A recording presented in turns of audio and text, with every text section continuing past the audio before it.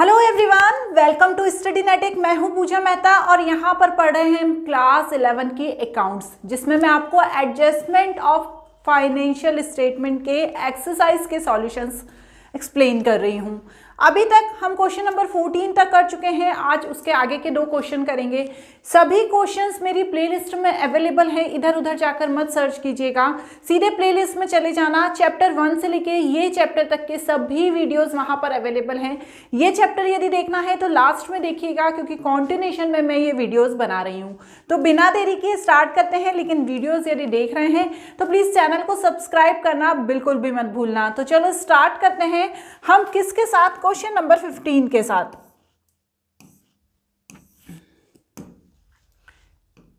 Question number 14 तक I hope आपको सब क्लियर हो गया होगा, क्योंकि मैंने एक एक चीज को अच्छे से एक्सप्लेन किया है। वीडियो थोड़े से लेंदी बन जाते हैं, 2 ही क्वेश्चन में आप देखिए लेंदी वीडियोस बन रहे हैं, क्योंकि क्वेश्चंस काफी बड़े बड़े हैं, एडजस्टमेंट भी दिए हैं, तो आपको थोड़ा सा तो टाइम देकर इन्हें देखना ही पड़ेगा। जब आप इसे एग्जाम में करेंगे तो क्या होगा ना, आपको टाइम कम लगेगा, क्योंकि सिर्फ आपको करना है, यहाँ पर मुझे एक्सप्लेन भी करना है। तो चलो बिना देरी के स्टार्ट करते हैं। यहाँ पर सभी चीजें दी हुई हैं, नीचे हम एडजस्टमेंट को देख लेते हैं कि एडजस्टमेंट में क्या नया दिया है। तो देखो यहाँ पर क्लोजिंग स्टॉक की वैल्यू दी है, जो वैल्यू कम है क्लोजिंग स्टॉक के हम वही लिखेंगे। तो यहाँ पर 27,300 कम है, तो हम वो वैल्यू लिखेंगे। फायर हुई थी 23 मार्च 2024 को, जिससे 10,000 का माल डिस्ट्रॉय हो गया था। कंपनी ने 6,000 का ही क्लेम एक्सेप्ट किया और वो क्लेम की मनी 10 अप्रैल 2024 को दी। ठीक है ना, मतलब जो हमारा अकाउंटिंग ईयर हो जाता है उसके बाद, मतलब 31 मार्च 2024 के बाद जो नेक्स्ट सेशन चालू हुआ तब उसने क्लेम की मनी दी। बैड डेब्ट्स का था जो अमाउंट वो 400 रिटर्न ऑफ था। प्रोविजन फॉर डीडी था 5% and provision for discount on debtors था 2%। Receive goods costing 6,000 27 March but purchase were not recorded. ठीक है ना, हमने इसे नहीं रिकॉर्ड किया। क्या लिखा है, Rishabh took goods 2,000 his personal use but not recorded. तो ये भी एक तरह की ड्राइंग ही हुई।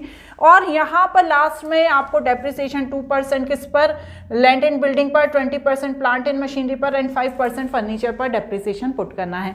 तो चलिए बिना देरी के हम स्टार्ट कर देते हैं।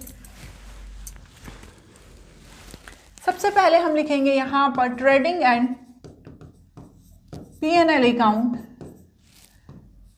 एज एट 31 मार्च, जिसका नाम हो आप उसका नाम भी लिखना, 2024। ठीक है,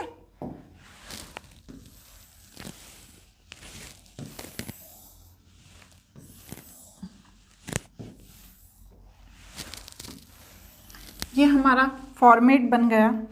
वही particulars, amount, particulars, amount, debit and credit. यहां तक आपको बिल्कुल क्लियर है। चलिए अब मैं बुक ले लेती हूँ, क्योंकि बुक से करना ही सही रहेगा। अब यहां पर देखो, सबसे पहले तो 2 ओपनिंग स्टॉक कितना दिया है। ओपनिंग स्टॉक आप देखो,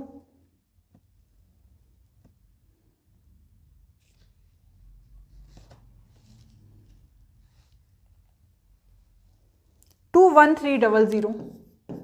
ठीक है, उसके बाद परचेज। अब परचेज में बहुत सारी चीजें हैं जो ऐड होनी है। सबसे पहले तो हम परचेज देख लेते हैं कि परचेज कितना दिया हुआ है। तो चलो देखो, परचेज दिया हुआ है 80,000। इसमें से मैं सबसे पहले तो परचेज रिटर्न माइनस करूंगी, कैरेज आउटवर्ड। कितना दिया है, 3,000 माइनस परचेज रिटर्न कितना दिया है, 3,000। इसके बाद आप देखो परचेज के नीचे कुछ दिया हुआ है कि हमने कुछ सामान खरीदा था पर हमने उसे रिकॉर्ड नहीं किया। एक तो ये दिया है गुड्स का, सॉरी ड्राइंग का। ठीक है ना, तो जो ड्राइंग था उसे माइनस करेंगे, कितने का, जो पर्सनल यूज में यूज किया उसने, गुरमन ने, 2,000 का। उसके बाद लॉस बाय फायर माइनस करेंगे, कितने का सामान जल गया। ये जल गया हमारा, कितने का सामान देखो आप, 10,000 का, है ना, माइनस होगा ये, 10,000 का सामान डिस्ट्रॉय हो गया। लेकिन यहाँ पर एक ओमिटेड परचेज भी थी 6,000 की, जिसे मुझे ऐड करना होगा, ठीक है, ओमिटेड परचेज, ठीक है, कितने की है ये, 6,000 की, ये लिखा है ना, receiving goods costing 6,000, purchase was not recorded, तो इसे मुझे ऐड करना होगा, ठीक है। तो इन परचेज में से इन तीनों को माइनस करने के बाद 6,000 को ऐड करूं, तो चलो, ठीक है। रिटर्न आउटवर्ड कितना था, एक बार और देखते हैं, कुछ गड़बड़ तो नहीं करी लिखने में, कैरेज आउटवर्ड, ठीक है, कैरेज आउटवर्ड नहीं है ये, देखो आप ध्यान से देखो, ये रहा, रिटर्न इनवर्ड और रिटर्न आउटवर्ड ऊपर दिया है, कितने का है, 6,000 का, ये मैंने 3,000 वो गलत लिख दिया था, है ना, ये 6,000 का है। तो 80,000 में से 6,000 माइनस 2,000 माइनस 10,000 और फिर क्या करेंगे, प्लस 6,000, तो यहाँ पर बाहर मेरे पास कितना आ जाएगा, 68,000। यहाँ तक तो क्लियर है, चलिए ठीक है। अब हम आ जाते हैं कैरेज इनवर्ड पे, ठीक है। कैरेज इनवर्ड कितना था, तो कैरेज इनवर्ड देखो आप, 10,000 टू कैरेज इनवर्ड 10,000। अब यहाँ पर आ जाएंगे बाय, सबसे पहले सेल्स, तो देखो सेल्स कितना दिया हुआ है, 1,40,000।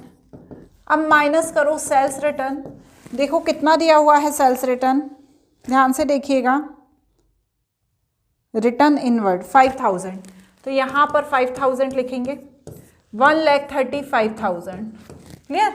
बाय क्लोजिंग स्टॉक, जो वैल्यू कम है वो वाली वैल्यू लिख देंगे, 27,300, ठीक है, 27,300। अब यहाँ पर देखो, वैसे तो हम लॉस बाय जो फायर है, जो यहाँ माइनस करने की जगह हम क्रेडिट साइड भी लिख सकते हैं, दोनों ही चीज़ें करेक्ट हैं, कंफ्यूज नहीं होना, क्योंकि हो सकता है पिछले क्वेश्चंस में मैंने इधर लिखा हो, अभी मैंने यहाँ माइनस कर दिया, दोनों ही तरीके से कर सकते हैं, जैसा आपको समझ में आए, ठीक है। अब यहाँ पर हम निकालते हैं, क्या आएगा हमारा ग्रॉस प्रॉफिट की ग्रॉस लॉस, चलो,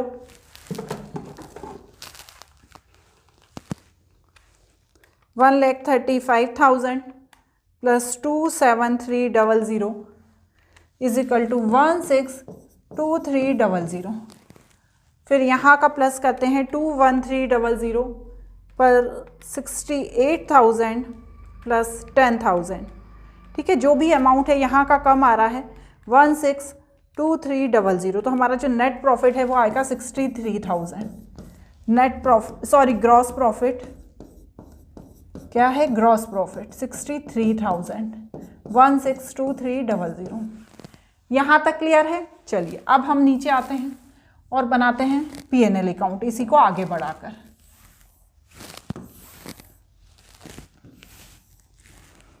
ध्यान से कीजिएगा, बाय ग्रॉस प्रॉफिट कितना दिया, 63,000, ठीक है।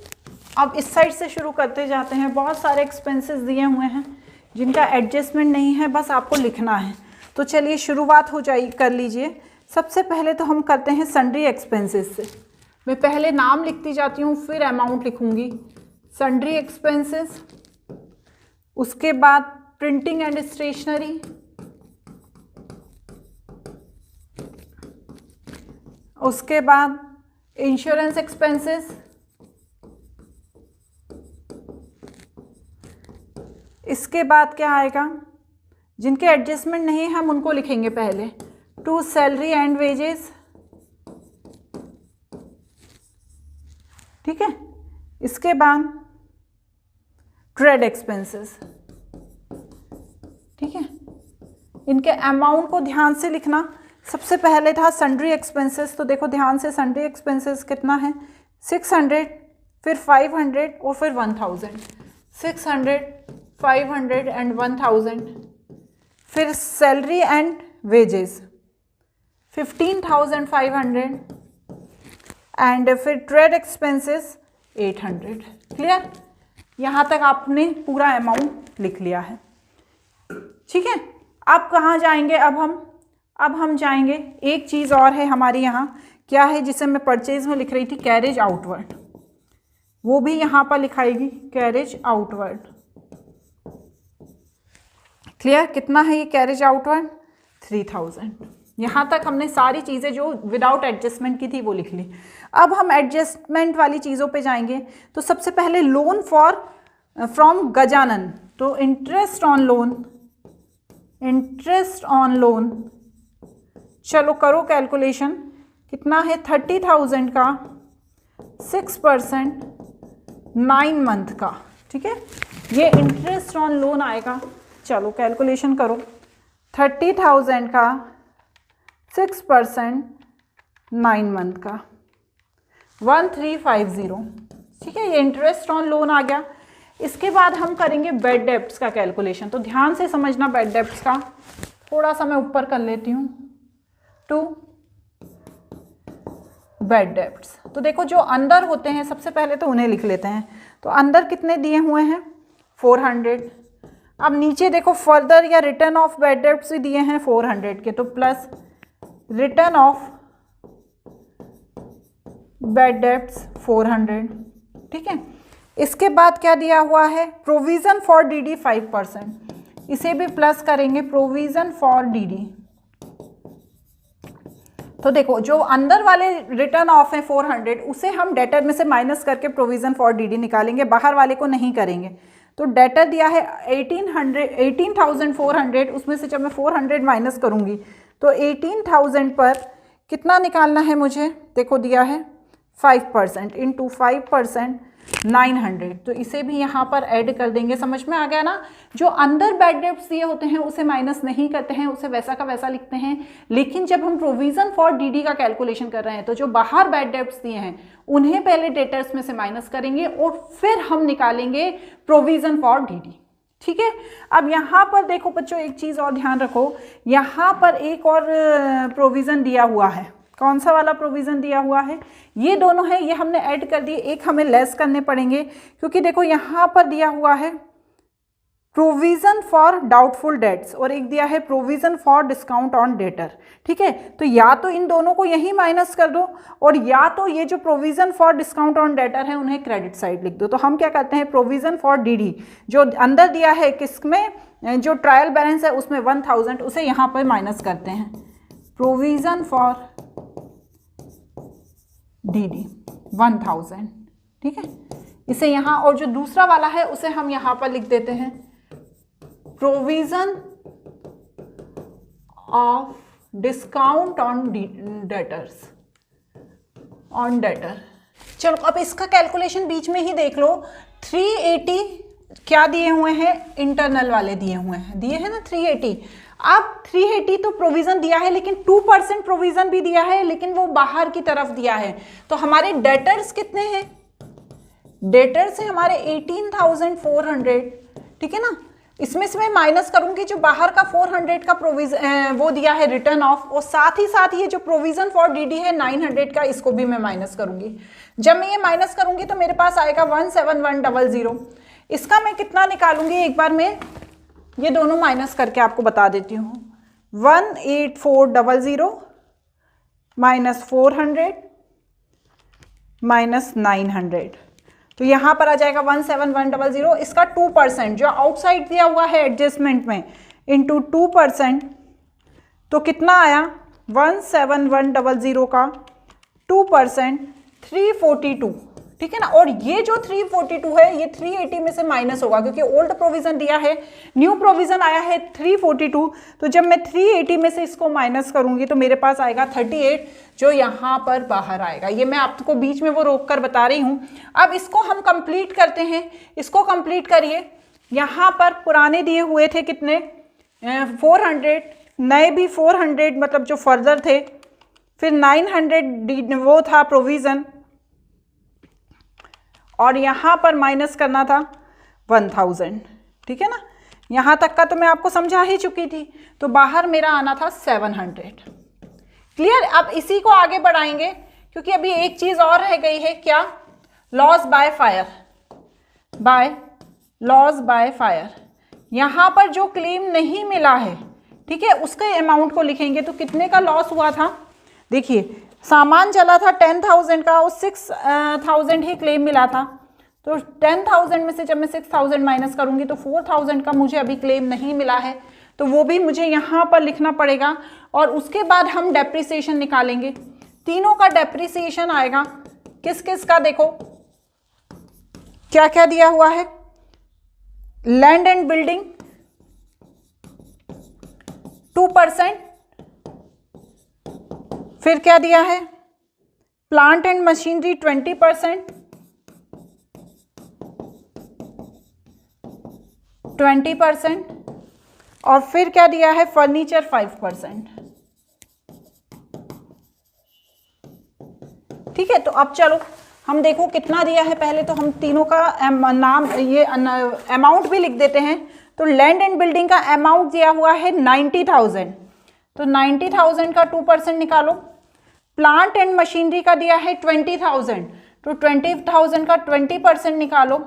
और फर्नीचर कितना दिया हुआ है, फर्नीचर दिया है 5,000, तो 5,000 का 5% निकालो। चलो ये तीनों का हम करते हैं। 90,000 का तो यहाँ 1,800 आ गया, यहाँ पर कितना आ गया, 4,000 आ गया, और यहाँ पर आ गया 250। ठीक है, अब इन तीनों को प्लस करो।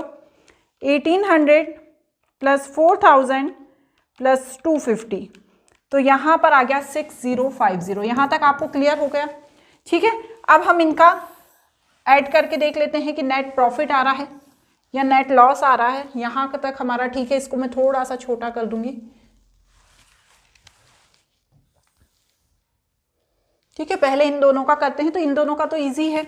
फिर हम यहाँ का करेंगे 600 plus 500 plus 1,000 plus 15,500 plus 800 plus 3,000 plus 1,350 plus 700 plus 4,000 plus 6050। ठीक है, यहाँ पर इन सब का टोटल आया है 33,500, और यहाँ पर आया था 63038। जब मैं इसमें से इसको माइनस करूँगी 33,500, तो मेरे पास 63038 में से जब मैं माइनस करूँगी 33,500, तो मेरे पास आ जाएगा 29,538। ये मेरा क्या होगा, 29,538, ये मेरा होगा नेट प्रॉफिट। क्लियर हुआ? ये बराबर लिखना आप। ठीक है, मेरा ऊपर नीचे हो गया। यहाँ तक क्लियर है? चलो अब बैलेंस शीट मैच करते हैं।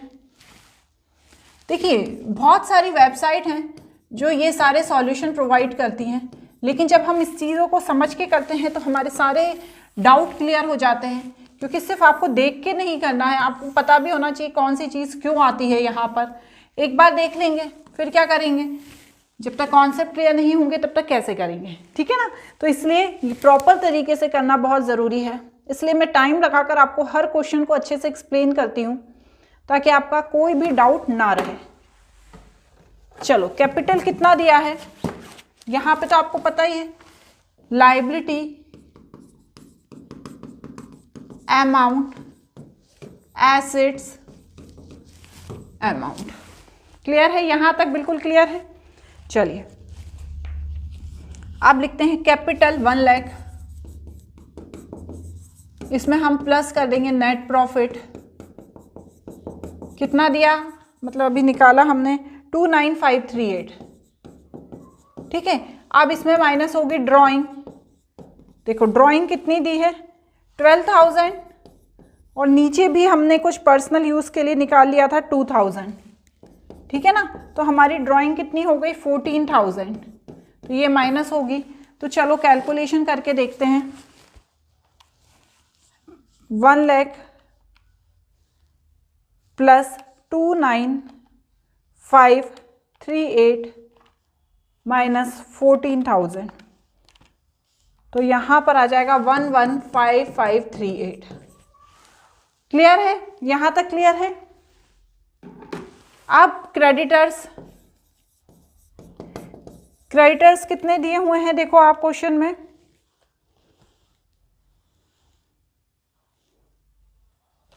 बहुत बीच में दिए हैं 12,000, लेकिन इन क्रेडिटर्स के साथ नीचे 6,000 के भी दिए हुए हैं, क्योंकि यहाँ पर हमने परचेज रिकॉर्ड नहीं की थी तो उन्हें भी क्रेडिटर्स की श्रेणी में ही रखेंगे। तो यहाँ पर आ जाएगा 18,000। और क्या दिया हुआ है, और जो हमारा लोन था गजानन से, लोन फ्रॉम गजानन,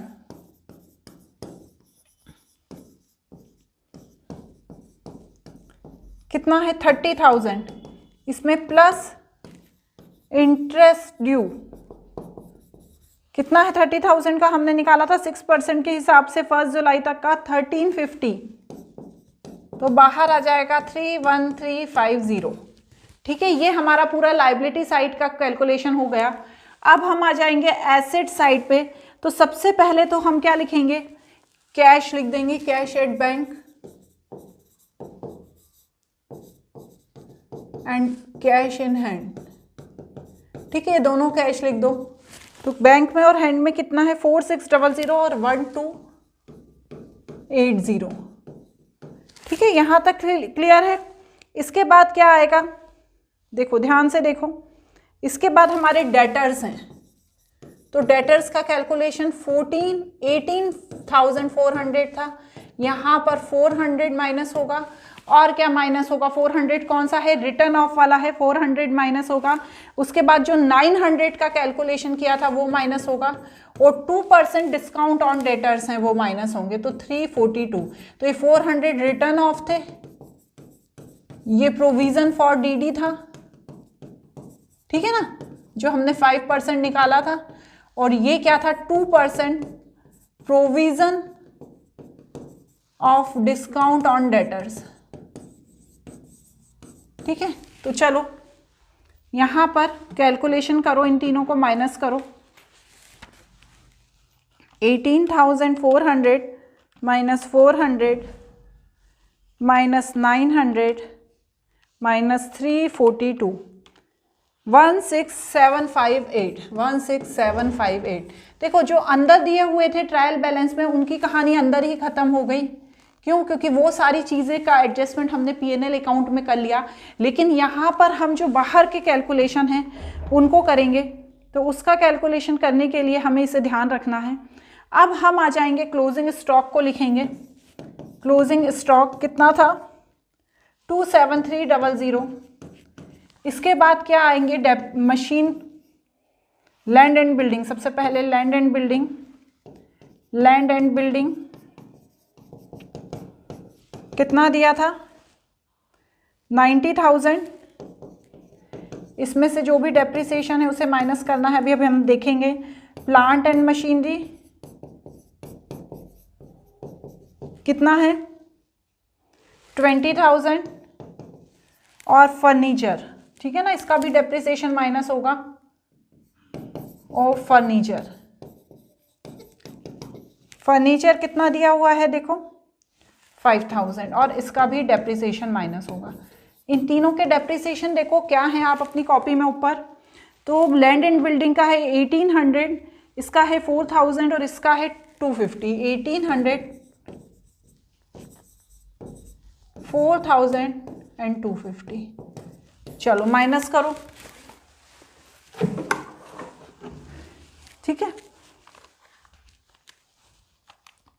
90,000 माइनस 1800, तो यहाँ पर 88200, यहाँ पर 16,000, और यहाँ पर 5,000 माइनस 250, तो यहाँ पर 4750। ठीक है, यहाँ तक बिल्कुल क्लियर है।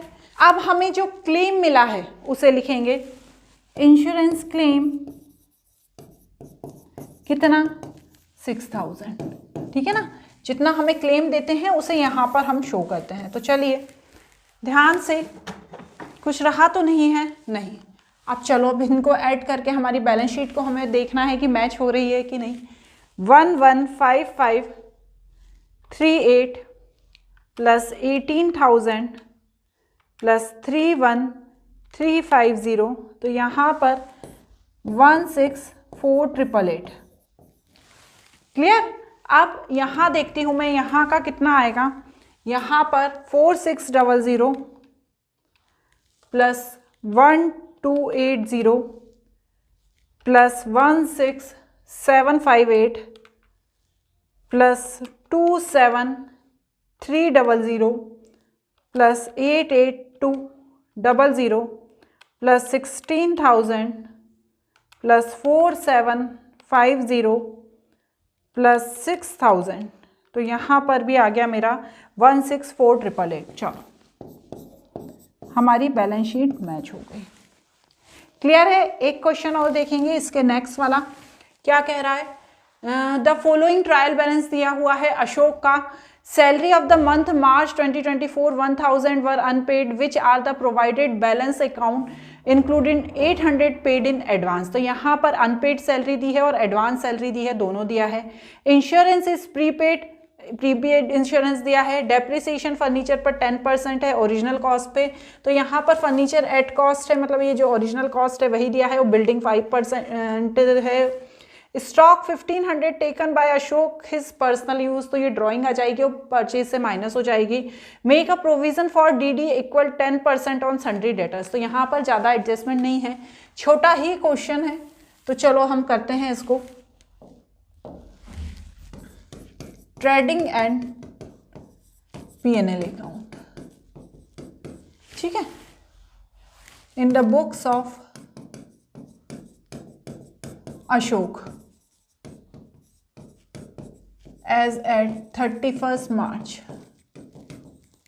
2024, है ना। इस तरीके से अच्छे से लिखना पूरा। क्लियर। अब लाइन खींच लो।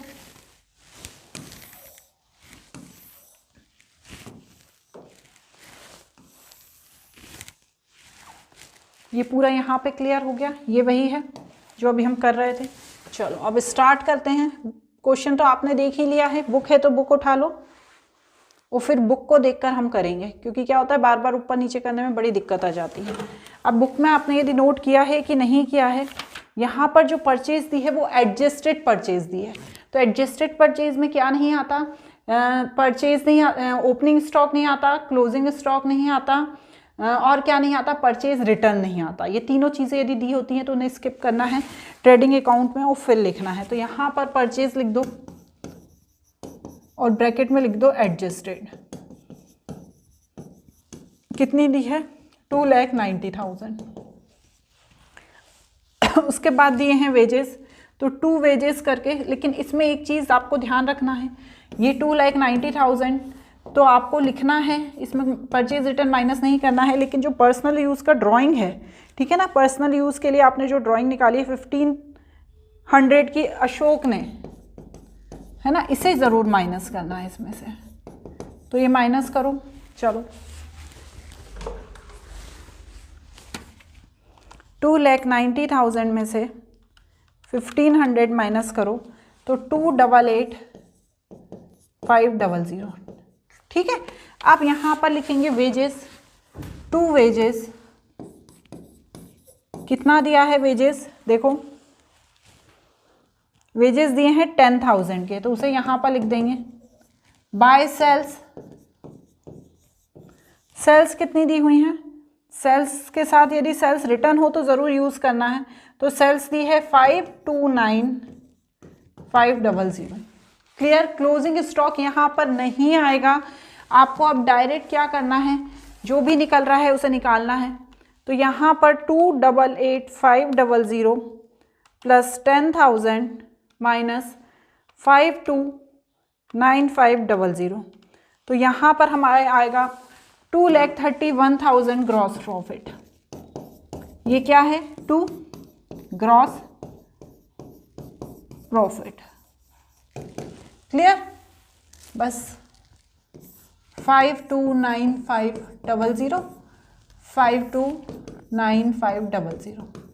अब हम आ जाते हैं नीचे P&L अकाउंट पे, इसी को आगे बढ़ाएंगे।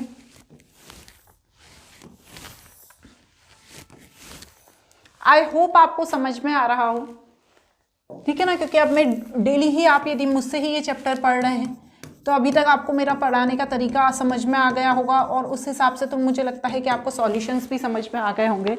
तो यहाँ पर जो ग्रॉस प्रॉफिट निकला है हमारा वो कितना था, 2,31,000। ठीक है ना। जो मेन इसमें रहते हैं ना देखने वाली चीज़ है वो बैड डेब्ट्स रहती हैं, डेप्रिसिएशन रहता है, उसके बाद यदि इंटरेस्ट ऑन लोन तरह से कुछ दिया है वो रहता है, फायर लॉस बाय फायर है उसका कैलकुलेशन रहता है। बस ये सिंपल रहते हैं। आउटस्टैंडिंग या प्रीपेड कुछ दिया है तो उसे ध्यान रखना है आपको, ठीक है। तो यहाँ पर सैलरी देखो, सैलरी आपको दी है अनपेड और साथ ही साथ पेड इन एडवांस। तो जो अनपेड दी है, ठीक है, उसे हम क्या करेंगे, ऐड कर देंगे, और जो पेड इन एडवांस है उन्हें लेस कर देंगे। तो सैलरी दी कितनी है अंदर 5000, ठीक है, टू सैलरी कितनी 5000, चलो प्लस आउटस्टैंडिंग सैलरी कितनी है 1000 और एडवांस है 800। तो यहाँ पर आ जाएगा 5200। यहाँ तक क्लियर है। अब कहाँ पे आएंगे, अब हम आ जाएंगे हमारा और क्या दिया हुआ है, सैलरी के बाद रेंट दिया है 5000 का। रेंट का तो कुछ भी नहीं है ना, नहीं, डायरेक्ट लिख दो रेंट कितना 5000, टू रेंट 5000। क्लियर। इसके बाद क्या है, देखो आपको बेड डेब्ट्स का यहाँ पर कोई भी कैलकुलेशन नहीं दिया है तो हमें बेड डेब्ट्स भी डायरेक्ट लिखना है 2000, टू बेड डेब्ट्स 2000। इसके बाद इंश्योरेंस, टू इंश्योरेंस कितना दिया है, देखो इंश्योरेंस का यहाँ पर प्रीपेड दिया है 2000, ठीक है। तो यहाँ पर हम इंश्योरेंस में क्या करेंगे, जो हमारा पुराना इंश्योरेंस दिया है 5000 उसमें से प्रीपेड 2000 माइनस करके 3000 हम बाहर लिख देंगे, ठीक है ना, क्योंकि प्रीपेड है। यदि कुछ आउटस्टैंडिंग होता तो हम उसे यहाँ पर ऐड करते, लेकिन यहाँ पर प्रीपेड है। तो अब हम यहाँ पर डेप्रिसिएशन लिखेंगे, टू डेप्रिसिएशन कितना है, फर्नीचर पर 10%, तो फर्नीचर कितना दिया है 60000, ठीक है। अब 60000 पर फर्नीचर पर लिखा है 10% ओरिजिनल कॉस्ट पे, तो 60000 का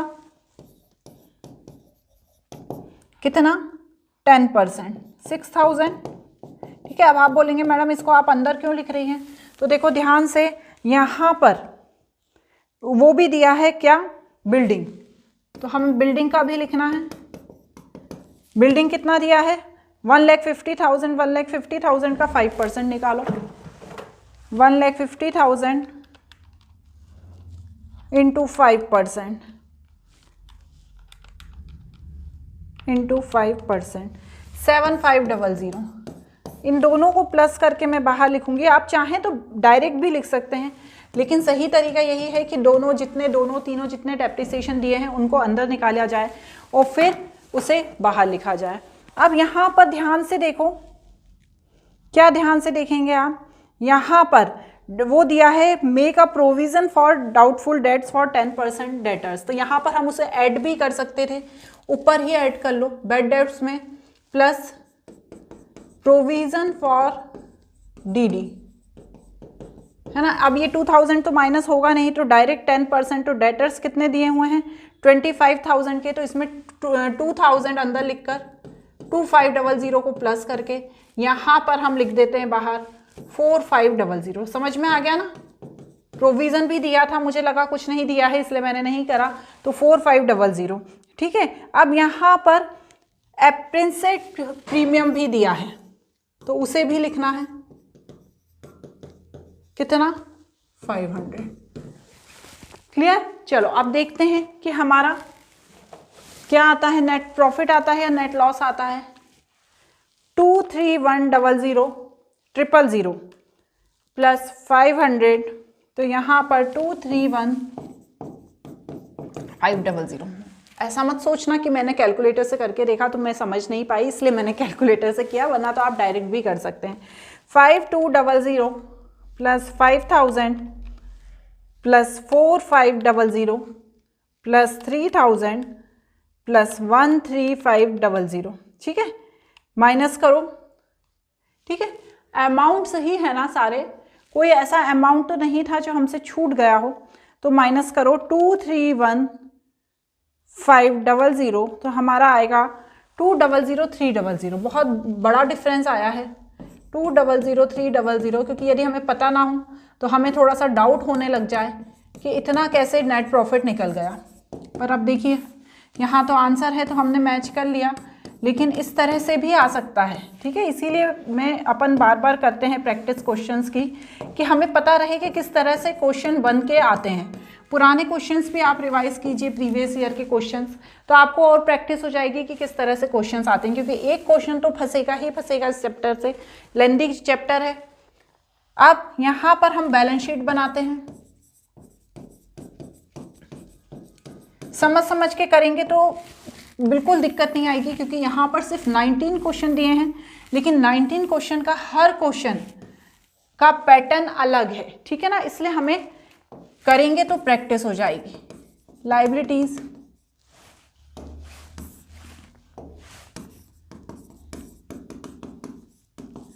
अमाउंट, एसेट्स, अमाउंट, ठीक है।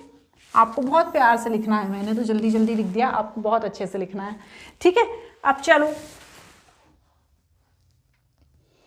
स्टार्ट करते हैं।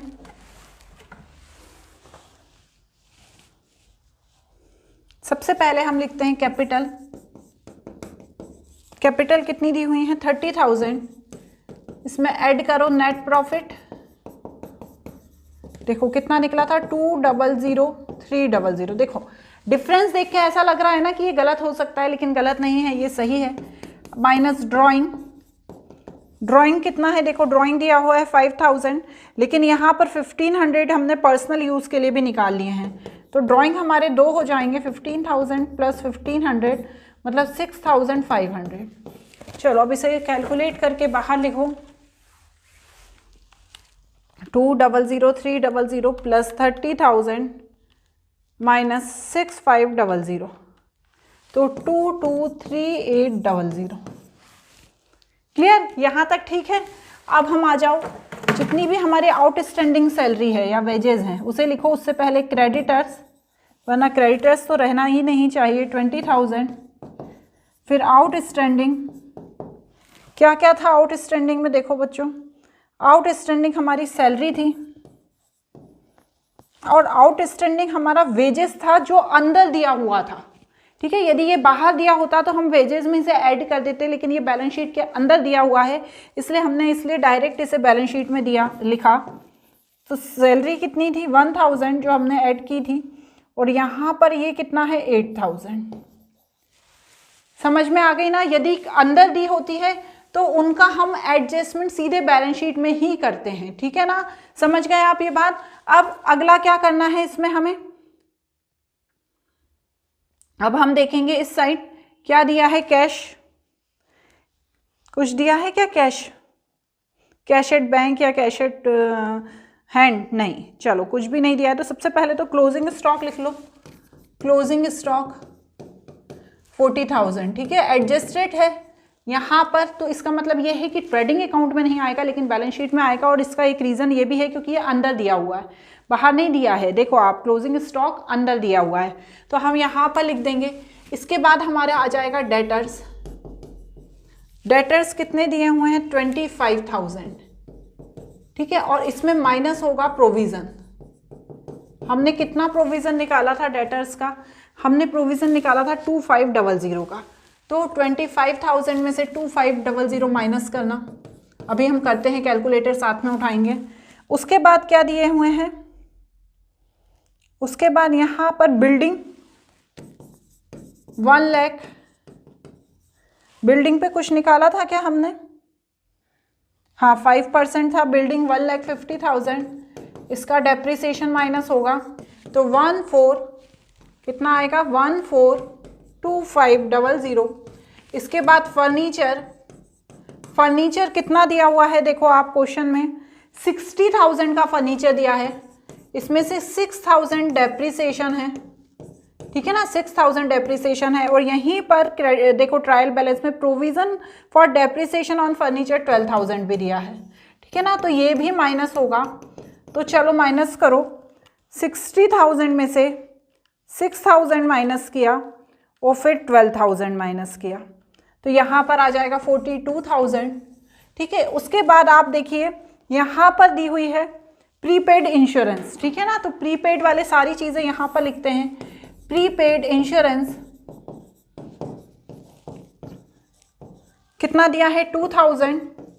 उसके बाद यहाँ पर एडवांस सैलरी दी है 200, ठीक है, सॉरी 800, एडवांस सैलरी 800, ठीक है। उसके बाद क्या दिया हुआ है, ध्यान से देखो, प्रीपेड इंश्योरेंस हो गया, एडवांस सैलरी हो गई और रेंट भी दिया हुआ है। आप देखिए ऊपर रेंट दिया है, प्रीपेड रेंट, ये अंदर दिया हुआ है ट्रायल बैलेंस के, इसलिए इसे हमने माइनस नहीं किया किसमें, पीएनएल अकाउंट में, लेकिन यहाँ पर आपको लिखना पड़ेगा उसे, क्योंकि आपको यहाँ पर शो हो रहा है वो, तो ये यहाँ पर 3000 आ जाएगा। क्लियर? तो अब यहाँ पर चलो हम इसको प्लस करके देखते हैं। सबसे पहले इस साइड का कर लेते हैं, 223800 प्लस 20,000 प्लस 1000 प्लस 8000, तो यहाँ पर आ गया 252800। अब हम इधर का करके देखते हैं, 40,000 plus 22500 plus 142500 plus 42,000 plus 2000 plus 800 plus 3000, तो यहाँ पर भी आ गया 252800, ठीक है। तो इस तरह से हमारी बैलेंस शीट मैच हो गई। आज हमने 2 क्वेश्चन करे, अगले 2 क्वेश्चन अगले वीडियो में, 2-3 क्वेश्चन ही बचे हैं, फिर हमारा ये चैप्टर एंड हो जाएगा।